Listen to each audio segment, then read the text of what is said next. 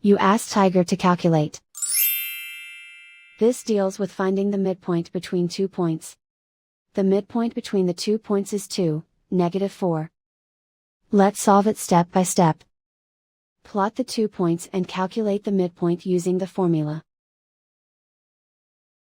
The coordinates of point 1 are, x1 equals -4, y1 equals -2.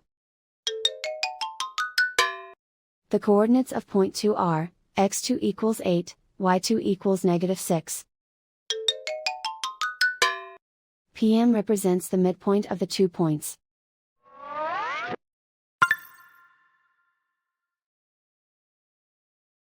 Use the x values in the midpoint formula to find the midpoints x. x1 equals -4. x2 equals 8.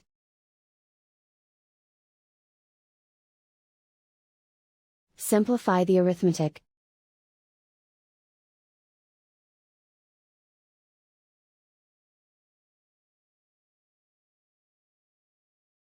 Use the y values in the midpoint formula to find the midpoints y. y1 equals -2. y2 equals -6. Simplify the arithmetic.